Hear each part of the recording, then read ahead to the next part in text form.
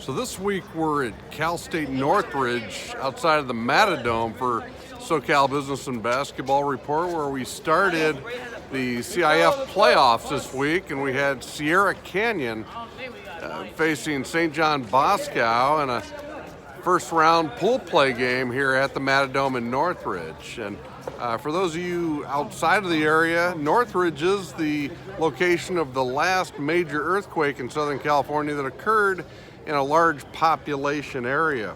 The earthquake happened it was January 17th, 1994.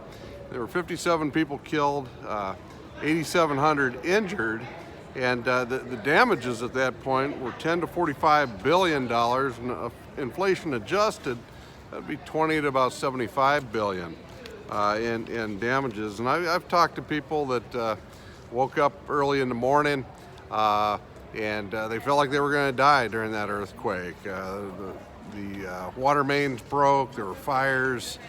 So it was in a population area. A lot of the recent earthquakes in Southern California or throughout California have really been in rural areas outside of the population bases. So we've been fortunate.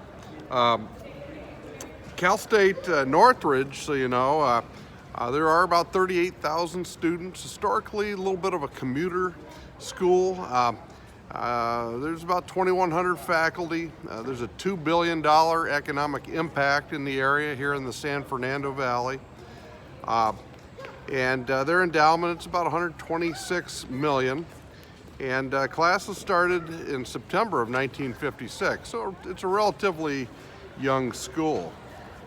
There's about 60,000 residents that live in Northridge, and a lot of ranch houses with basketball courts and a nice yard here in the San Fernando Valley.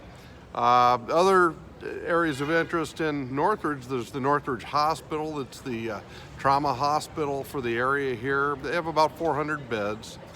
Jaron and Jason Collins, who played at Harvard Westlake up the hill from here, they're originally from Northridge here. And the Valley Performing Arts Center was a pretty big deal when it opened. They're calling it now the Soraya Performing Arts Center, as they had a $17 million gift. And that opened, it was about 2011 when that opened. They have 1,700 seats for performing arts and 230-seat lecture room in that facility on the campus here at CSUN at Cal State Northridge. And they also have a broadcast facility in the Performing Arts Center. The Matadome right behind me has about 2,500 seats, and Cal State Northridge Matadors play here. And Sierra Canyon's utilized the facility a number of times, similar to how LeBron James, when he was in high school at St. Vincent St. Mary High School, his team utilized the University of Akron's gymnasium, the JAR Arena. And so Bronny did play tonight here as well. The game, it was Sierra Canyon 67, St. John Bosco 37. And Terren Frank, the senior for Sierra Canyon, kind of stole the show. He came in with a thunderous dunk in the second half and kind of brought the house down. Terren actually led the team tonight with 19 points, and he's a senior. He'll be headed to TCU next year. Thought that was a pretty good selection for Terren, as he's not going somewhere where he's going to necessarily get lost in the shuffle. BJ Boston had a good game. He had 18 points, and Zaire Williams had 10 tonight. Zaire, he played some good defense as well. His shot wasn't exactly on tonight, so all you can do when your shot's not on is play good defense. For Bosco, Niarco had 13, and he's a sophomore. He's a pretty good looking player, Jeremiah Niarco. And then they have another sophomore, Randy Ovalle. He only had 6 tonight, but Randy looks like a very promising player. I wish he would have gotten more shots and worked to get more shots, as he looks like he could have been the guy that possibly held them in the game. So I'd watch that name in the future, sophomore Randy Ovalle. And then Wynton Brown, the senior, had 7. Winton, he came off the bench some last year for St. John Bosco as a junior. This year he's a senior. And so he's one of the leaders, big man, about 6'8". He'll be at Northern Arizona next year.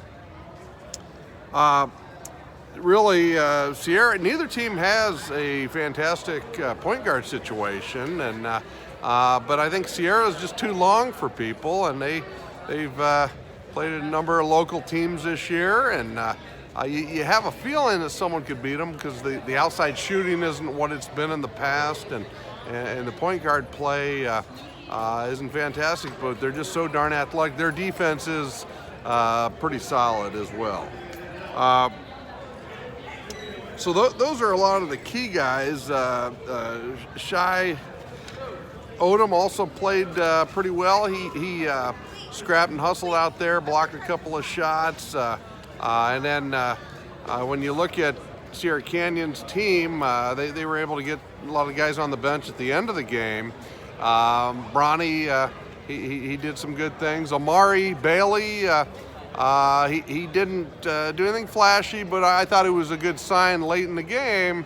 A lot of times when you see a guy possibly wants to get a bucket because they haven't scored a whole lot the whole game, Omari still made the right pass, the hockey assist, so that's a good sign for Sierra Canyon.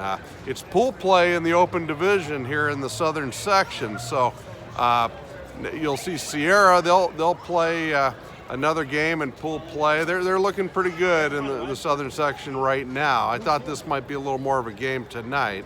But that's going to pretty much do it tonight. Just wanted to check in with you, let you hear a little bit about what Sierra Canyon's up to.